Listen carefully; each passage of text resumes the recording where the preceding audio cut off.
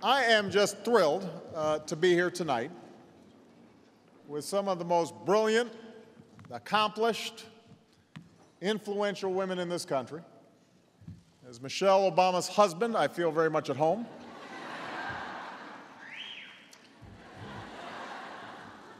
I have three tall, good-looking, strong-willed women.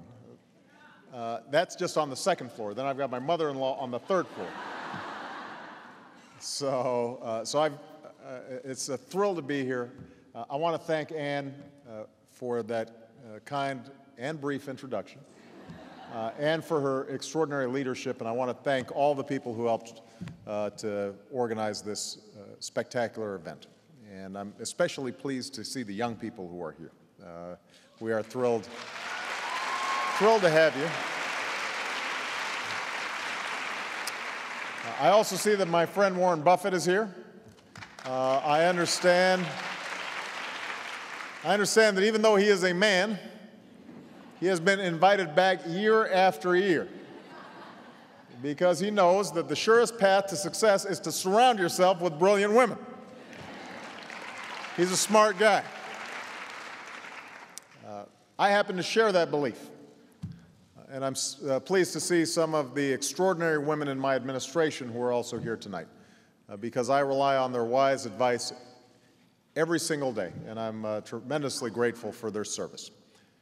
But being here isn't just meaningful to me as president. It's also meaningful to me personally. As some of you know, I was raised in part by my grandmother. She just passed away a couple of years ago. When I was born, she got a job as a secretary to help provide for our family. Now, she only had a high school education. She had grown up in a generation where women weren't necessarily encouraged to pursue a college degree, and certainly not after they had gotten married and had had a child. But she had an incredible mind and sound judgment. And so over the years, she worked her way up, without a college degree, just a high school degree, to become one of the first woman bank vice presidents in the state of Hawaii. And that was an amazing accomplishment, but that position was also her glass ceiling. For nearly 2 decades, she watched as men no more qualified than she was, in fact, usually men who she had trained, would get promoted up the corporate ladder ahead of her. Now, I know that if given the chance, she would have run that bank better than anybody. But she never got that opportunity. And she never complained. She hardly ever took a vacation. She just kept getting up and giving her best every single day. So tonight, I'm inspired to be with so many women who have reached the pinnacles of their professions. That's a credit to all of you and your individual drive and fortitude, because I know you've overcome plenty of obstacles of your own. And while we still have a ways to go, it's also a testament to the progress that we've made as a country, certainly since my grandmother was a young woman. The 75 young leaders who are here tonight are another testament to that progress.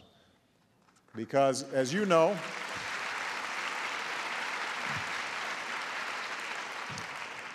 these young women went through a citywide selection process to attend this event. And on their applications, they were asked to list their career aspirations. And I've got a list of what they said. See, we've got cultural anthropologist. That's a good choice. My mother was an anthropologist, so thumbs up on that. Classical singer.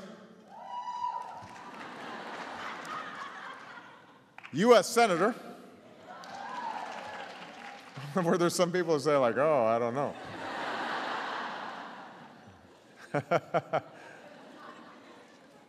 Professional race car driver. One stated that she intends to become the next Bill Gates. I don't know why Buffett was skipped over, but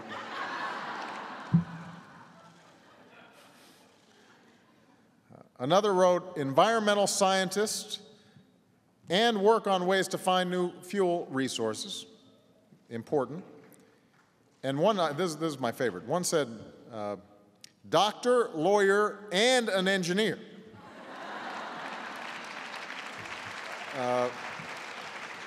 This young lady said, I know this is ambitious, but not impossible.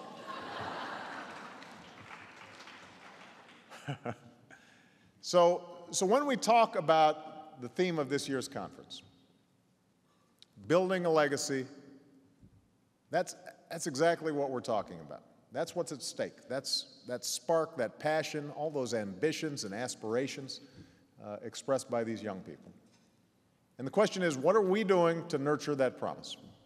How do we ensure that 10 or 20 or 30 years from now, these young women will be sitting where all of you are sitting tonight with their own mentees, passing the torch to a next generation? What are we doing to build a dynamic, competitive, opportunity-rich economy so that they have successful lives and careers of their own? Now, as some of our nation's top business leaders, and nonprofit leaders, and leaders in so many different fields, the answers to these questions are going to be largely determined by you. Because part of the competitiveness of America's economy, the richness of its cultural life, it's always depended on the innovation and enterprise of American businesses and American institutions and organizations, on the products you develop and the jobs you create and the growth that you drive. Now, this doesn't relieve government of its responsibility to create the conditions for businesses to succeed. That's what government does best. Those things that no individual or business will do on their own, but that create an environment where everybody can compete. So that means funding the basic research that drives new discoveries and sparks new industries. It means upgrading our infrastructure, including things like high-speed rail and internet, so that you can get your products and services to your customers. It means promoting exports, because the more our businesses export, the more they produce, and the more jobs they create. And it means making sure that our people have what it takes to actually do those jobs. That's what we've been discussing during your conference today, and it's what I'd like to focus on tonight. Because you know, as I do, that our businesses, our institutions, our economy cannot compete unless our workforce can compete. Unless we harness the potential of every American and ensure that their skills match up to the work of the future. And that starts with education, especially in fields like science and technology and engineering and math. We cannot sustain, whoops, was that my, oh, goodness. That's all right. All of you know who I am.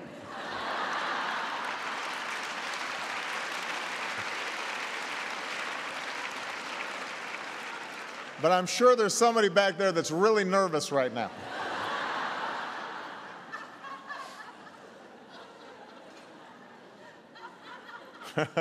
Don't you think?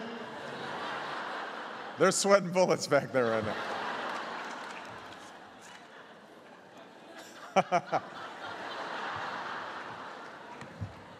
Where were we? We cannot sustain high-tech, high-wage jobs here in America when our young people are lagging far behind competitors around the world. That's one of the reasons we launched a national competition called Race to the Top, designed to raise standards in our schools. And it's based on a simple idea. Instead of just funding the status quo, we're only going to invest in reform.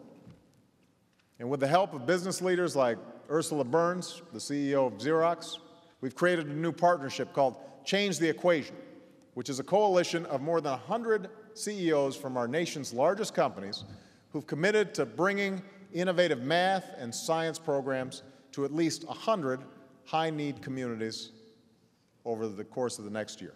And it includes a special focus on girls, who are often underrepresented in our scientific fields. And I know, by the way, from talking to Malia and Sasha, it's just a matter of giving them a little bit of confidence, and they will thrive and succeed in math and science. But somebody's got to be there to say to them, you know what, you can do this. We also know that in today's economy, every American will need more than a high school diploma.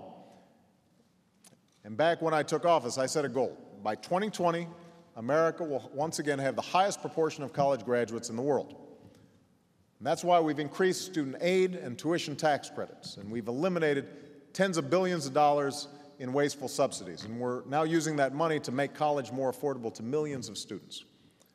We've made historic investments in community colleges, which are a pathway to opportunity, not just for children of so many working families, but for millions of women returning to the workforce or who are raising children of their own and so need some flexibility in terms of a course of study and advancing careers.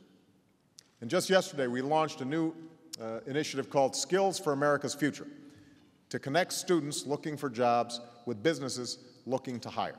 And the idea is very simple. Businesses and community colleges work together to match the curricula in the classroom with the needs of the boardroom. And companies then hire the graduates who show up on their first day with precisely the skills that you need and that they need to succeed. We've already got businesses from PG&E to United Technologies to the Gap who are supporting this initiative, as have business leaders like my friend who is helping to spearhead this, Penny Pritzker, and the Aspen Institute's Walter Isaacson. So we want to get these partnerships going in all 50 states, and I hope that companies that are represented here all decide to be a part of this program.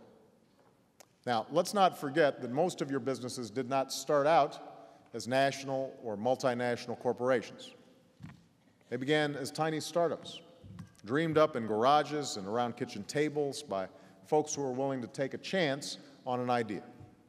So when we're talking about building a more competitive workforce, that doesn't just mean developing more competitive workers. It also means developing more competitive entrepreneurs. It means helping them translate those good ideas into successful businesses that create jobs and strengthen our economy. And as any entrepreneur will tell you, one of the biggest roadblocks they face is access to capital. It turns out that's particularly true for women. A recent study by the Kauffman Foundation found that women high-tech entrepreneurs raised nearly 70% less capital when starting their firms than men did. For all we know, one of those women could have the idea for the next Google or Apple or HP. But that doesn't mean much if she can't get the cash to bring the idea to market. So Teresa Daytner knows what that's like. She's one of the entrepreneurs that you're honoring this year. Is she here, Teresa? Where are you? Way back there. Hey, you. I love Teresa's story.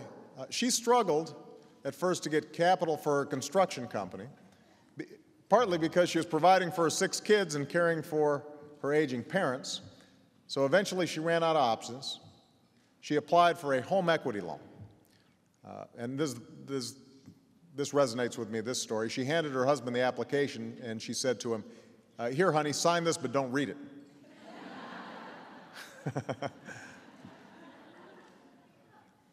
Now, her company took off, bringing in more than $16 million in revenue so far this year. So we're very proud of what you've accomplished. But folks like Teresa, they shouldn't have to mortgage their family home to build their family business. And that's why we're working to help entrepreneurs like Teresa with new tax cuts and more loans. Yesterday, the White House Council on Women and Girls hosted a Women's Entrepreneurship Summit to seek solutions to some of the challenges that women face.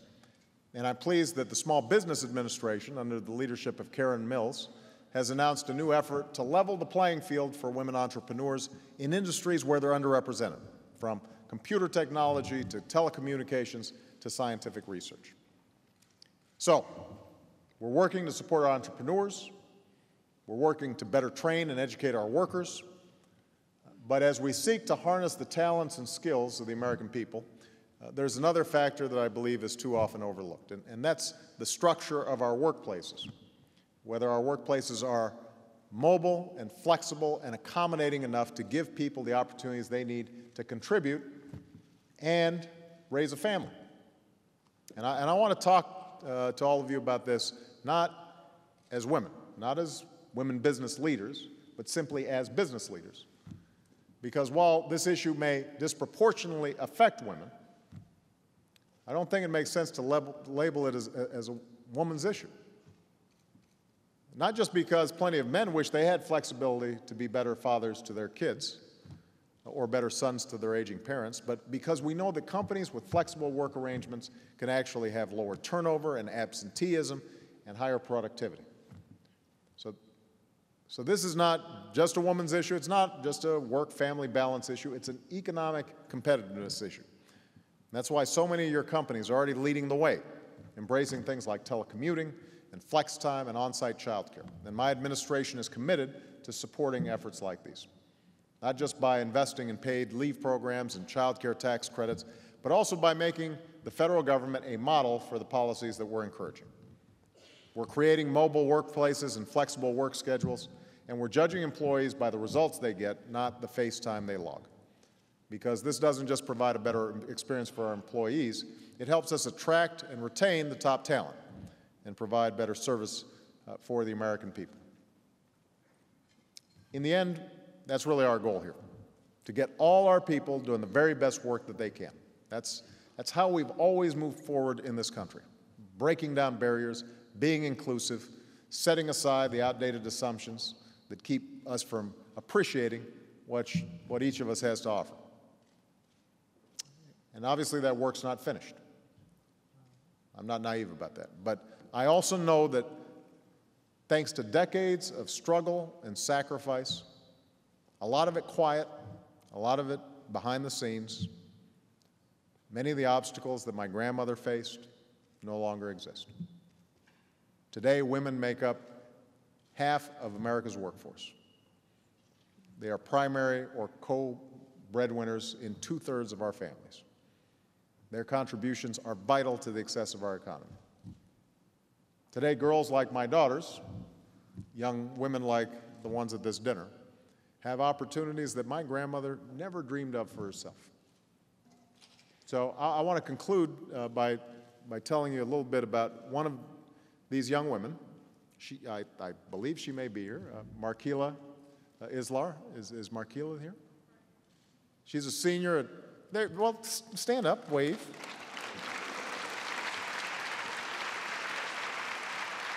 She's a senior at Ballou High School.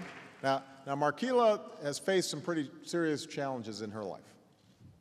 Her father was killed in an act of violence before she was born. And in her essay, she wrote, "Life growing up in Southeast DC hasn't been easy." She says, "I recently lost count of how many friends and family members I had to say goodbye to before it seemed like it was time." But it turns out Markila loves math. And I hear you're pretty good at math. And she's determined to one day become either an engineer or an algebra teacher. And she concluded her essay by saying, "When I think about the disadvantages I have in my life, it motivates me to be successful. Because I understand that in life,